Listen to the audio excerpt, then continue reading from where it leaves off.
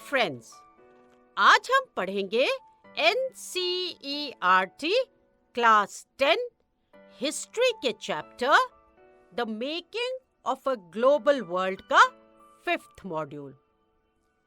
पिछले मॉड्यूल में हमने पढ़ा कॉन्क्वेस्ट, डिजीज एंड ट्रेड, जिसमें हमने जाना कि यूरोपियंस ने अमेरिका को कैसे कॉन्कर किया। इस मॉड्यूल में हम पिछले टॉपिक को कंटिन्यू करेंगे और उसके साथ ही पढ़ेंगे world in the 19th century.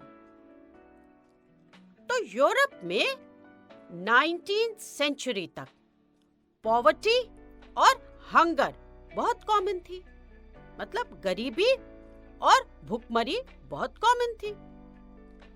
जो सिटीज थी वो क्राउडेड थी, बहुत ज्यादा लोग रहते थे। डेडली डिजीजेस वाइड स्प्रेड थी, मतलब चारों ओर फैली थी। और लोगों में रिलीजियस कॉन्फ्लिक्ट्स, मतलब रिलीजन को लेकर झगड़े बहुत कॉमन थे। डिसेंटर्स जो थे उनको परसिक्यूट किया जाता था, यानी क्रूएल पनिशमेंट्स दी जाती थी। अब ये डिसेंटर्स कौन होते हैं? A dissenter is one who refuses to accept established believes and practices. कौन होते हैं ये डिसेंटर्स?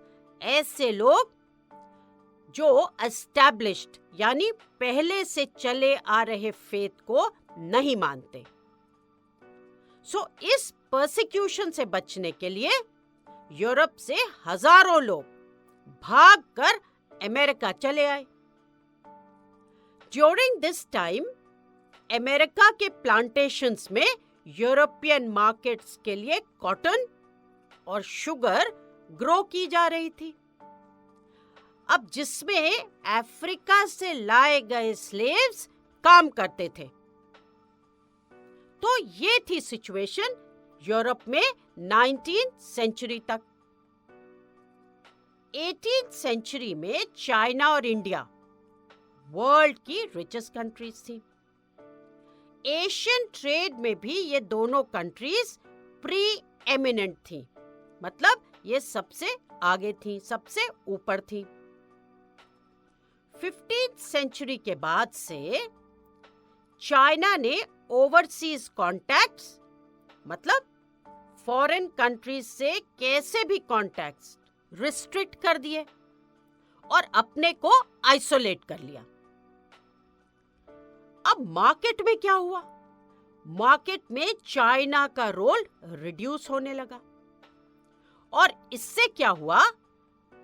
अमेरिका के रिसोर्सेज से रिच होने की वजह से यूरोप की जो इंपॉर्टेंस थी वो बढ़ गई और सेंटर ऑफ वर्ल्ड ट्रेड, जो पहले इंडियन ओशन था, वो अब वेस्ट की तरफ हो गया नेचुरली, क्योंकि चाइना का रोल जो था मार्केट में बहुत कम हो गया था और यूरोप जो है वो बहुत रिच हो गया था। कैसे?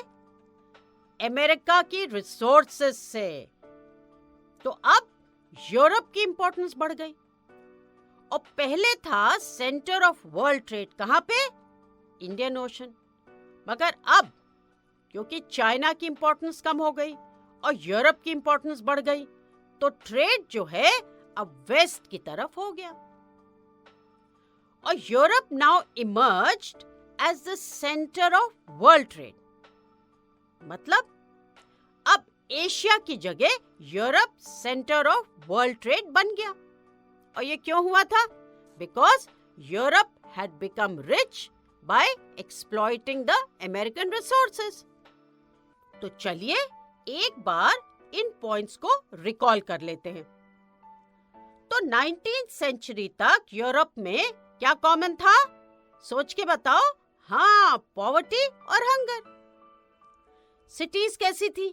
बहुत क्राउडेड और चारों ओर डेडली डिजीजेस स्प्रेड हुई थी और इसके साथ साथ बहुत सारे रिलीजियस कॉन्फ्लिक्ट्स कॉमन थे और रिलीजियस डिसेंटर्स परसिक्यूट किए जाते थे।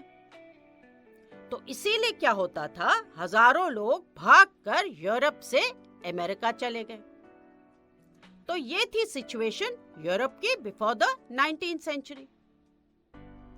अब 18th सेंचुरी में अमेरिका के जो प्लांटेशंस थे उनमें यूरोपियन मार्केट्स के लिए क्या उगाया जा रहा था, बताना जरा। हाँ, शुगर और कॉटन, ये ग्रो किया जा रहा था। इन प्लांटेशंस में अफ्रीका से लाए गए स्लेव्स काम करते थे। 19th सेंचुरी तक चाइना और इंडिया वर्ल्ड की रिचेस्ट कंट्रीज थी और एशियन ट्रेड में ये प्री एमिनेंट थी, सबसे आगे थी, सबसे इंपॉर्टेंट थी। अब थोड़ा पीछे गए हम, तो 15th सेंचुरी के बाद क्या हुआ कि चाइना ने ओवरसीज कॉन्टैक्ट्स को रिस्ट्रिक्ट कर दिया और अपने आप को बिल्कुल अलग कर लिया, आइसोलेट कर लिया।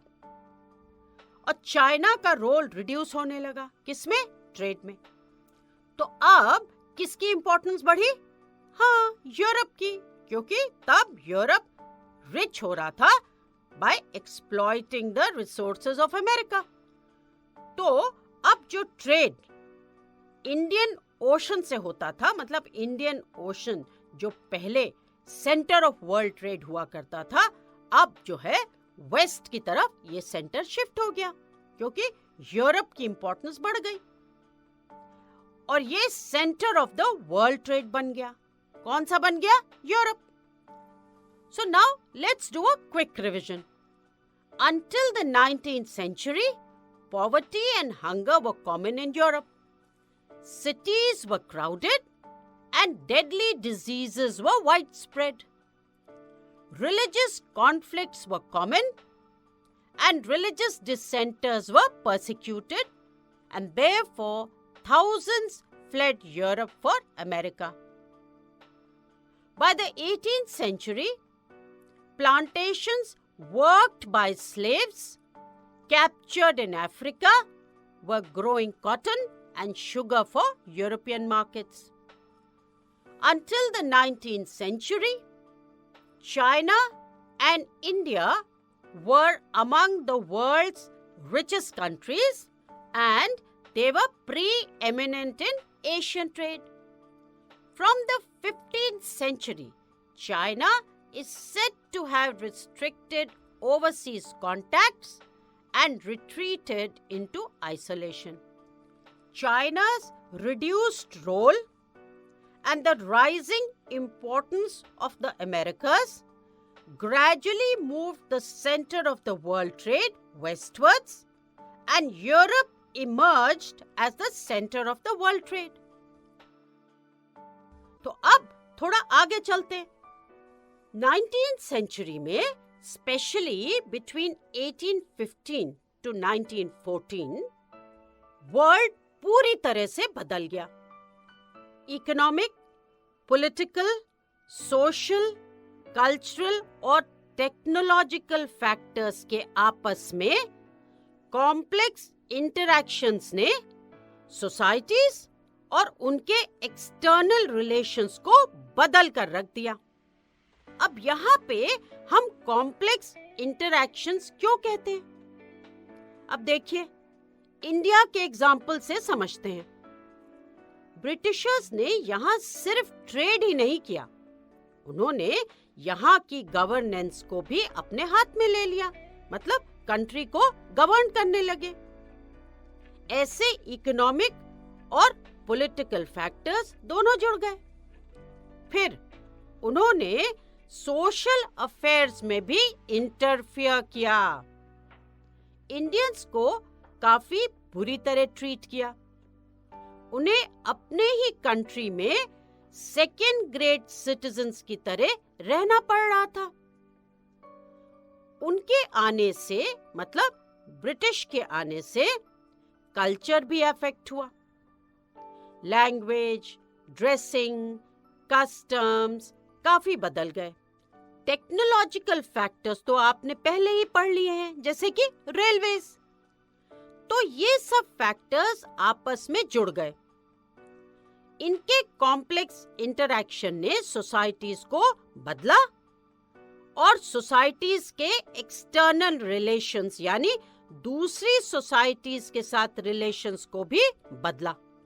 इकोनॉमिस्ट ने इंटरनेशनल इकोनॉमिक एक्सचेंजेस के जो मूवमेंट्स हैं या फ्लोज जो कहते हैं उनको 3 कैटेगरीज में डिवाइड किया है।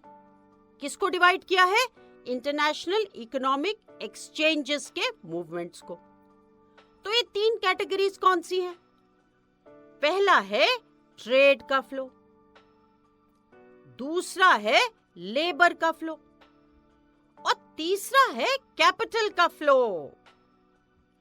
चलिए इन्हें एक एक करके समझते हैं। तो पहला फ्लो है फ्लो ऑफ ट्रेड।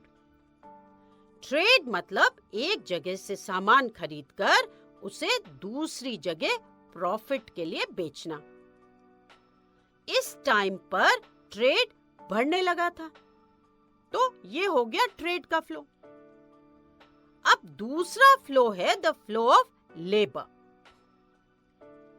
लोगों ने काम की तलाश में लार्ज नंबर्स में दूसरी कंट्रीज में माइग्रेट किया, वो चले गए दूसरी कंट्रीज में, तो ये हो गया लेबर का flow, that is the second flow. Third is movement of capital for short term और long term investments over long distances. तो अफ्रीका, ऑस्ट्रेलिया, इंडिया और अमेरिका जैसी जगहों से रिसोर्सेज और प्रोड्यूस को यूरोप तक पहुंचाने के लिए कैपिटल इन्वेस्टमेंट्स भी किए गए।